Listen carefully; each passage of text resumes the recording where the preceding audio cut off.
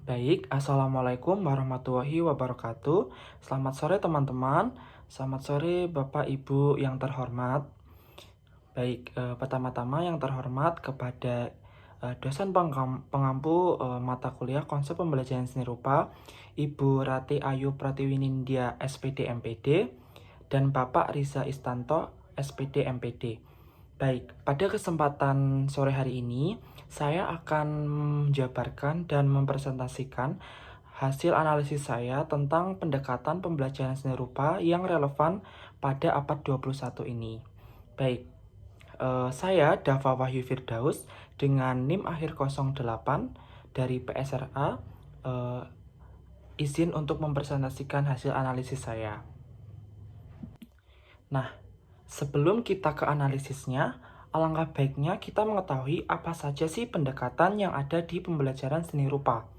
Yang pertama, ada DPIA atau Described Learning Based Art Education. Apa sih DPIA ini? Nah, kita umpamakan saja seperti kita melukis lukisan dengan aliran Van Gogh. Lalu kita mencari tahu siapa itu Van Gogh, lalu bagaimana lukisannya bermakna, dan kenapa sih lukisannya itu bisa terkenal.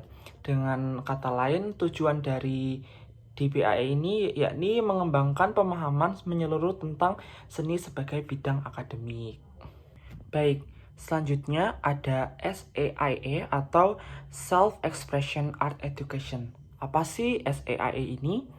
Jadi, SEIA ini kita umpamakan seperti seni itu yang bebas dan ekspresif.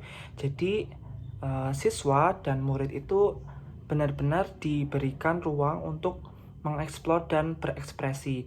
Contohnya seperti misal ada siswa kita berikan ruang dan kesempatan dengan mencoba berbagai alat, terus juga mencoba berbagai teknik, dan mencoba mungkin beberapa kuas dan cat yang ada. Jadi explore sendiri atau dengan kata lain proses lebih baik daripada hasil. Selanjutnya ada VCIA atau Visual Culture Art Education. Nah, di era globalisasi dan digitalisasi yang marak ini, era digitalisasi, globalisasi yang terus-menerus, kita seringkali dibanjiri seperti iklan-iklan, lalu ada medsos, ada film, dan lain sebagainya. Nah, VCIA ini mengajak kita untuk mengkritisi itu. Kita diajak untuk melihat lebih dalam dari perkembangan teknologi yang terjadi. Nah, apa sih tujuan untuk mengkritisi hal-hal tersebut? Tujuannya yakni untuk kita tidak hanya sekedar melihat, tapi memahami makna apa yang terkandung di dalamnya. Dan juga pengaruhnya apa sih untuk kehidupan manusia.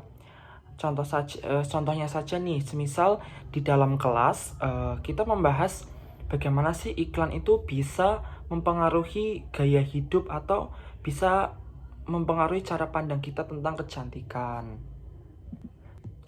Nah, selanjutnya ada MAI atau Multicultural Art Education. Apa sih MAI ini?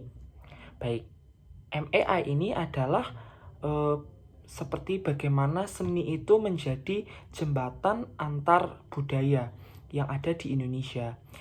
MAI itu mengajak kita untuk melihat dan menghargai keindahan dari setiap dan bagaimana latar belakang masing-masing budaya agar kita lebih terbuka dan toleransi juga bisa saling menghargai.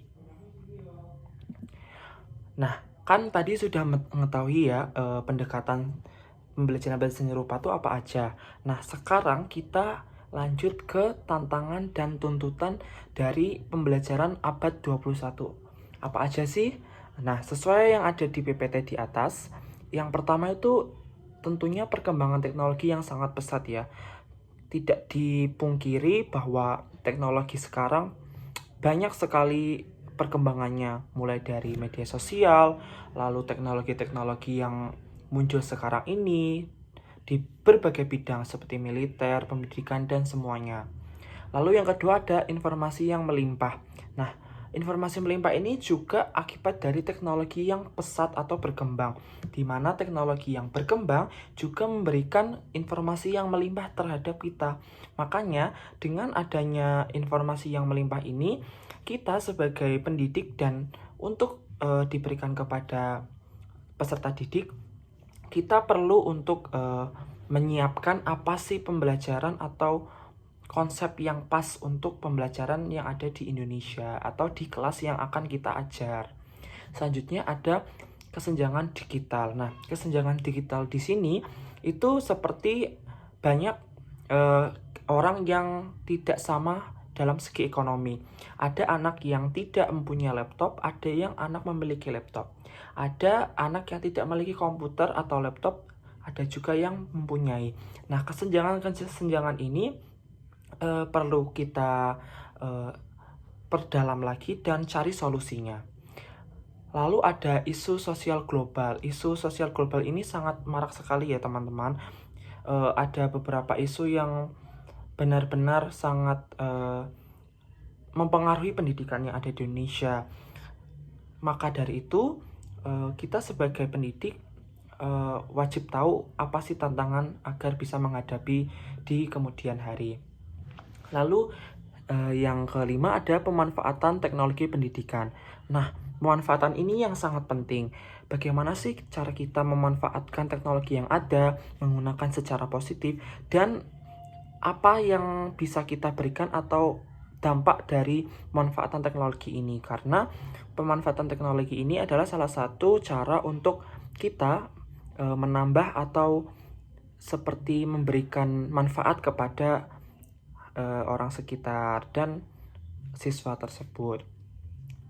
Yang keenam ada literasi baru. Nah, literasi baru ini juga berkaitan dengan teknologi yang pesat. Literasi yang baru ini adalah contohnya seperti semisal kalau dulu kita terfokus pada buku, namun di era digitalisasi ini buku tidak lagi sebagai sumber literasi yang baru. Bisa saja dari website, terus ada bisa lagi AI, ada bisa lagi ensiklopedia, buku-buku digital. Itu adalah salah satu literasi baru. Nah, lalu pendekatan apa sih yang paling tepat?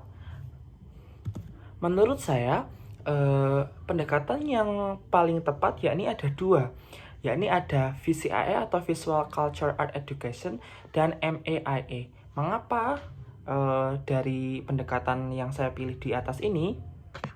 Yang pertama, VCIA itu menurut saya relevan dan mendorong siswa untuk berpikir kritis ya terhadap berbagai bentuk visual dan budaya yang modern seperti media sosial, iklan, game, dan lain sebagainya. Lalu yang sangat dominasi di abad 21 ini juga membantu pembangunan literasi virtual. Jadi dari kita memahami teknologi yang berkembang saat ini, bisa saja siswa itu juga mendapat atau juga membantu literasi-literasi baru. Dan juga melatih kemampuan berpikir kritis, dan itu merupakan salah satu yang paling utama ya, berpikir kritis pada abad 21 ini. Yang kedua ada MIA.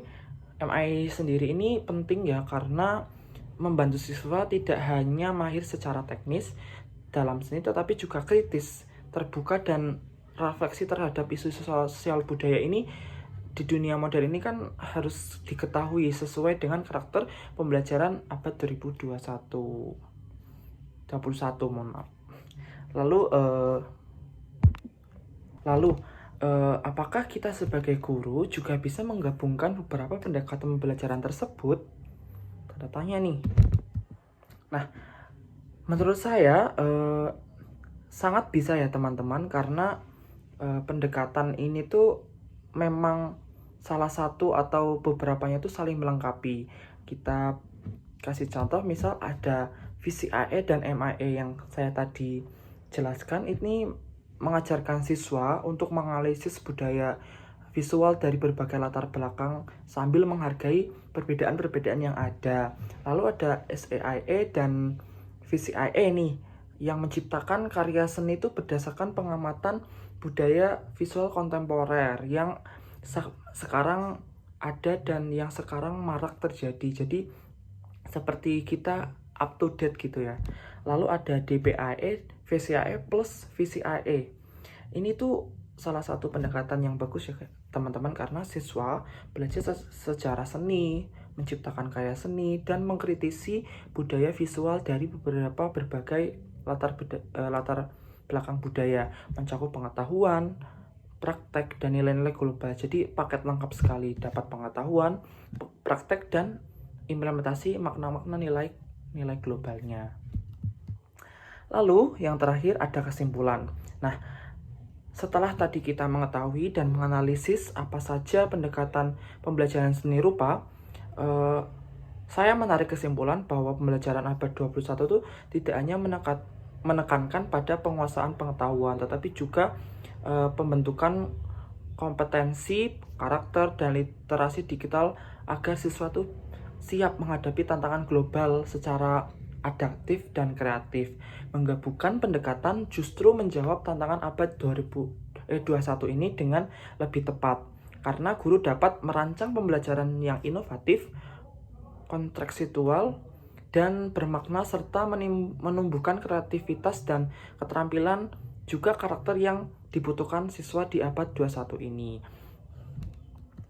Baik, mungkin cukup sekian presentasi dan pemaparan hasil analisis saya.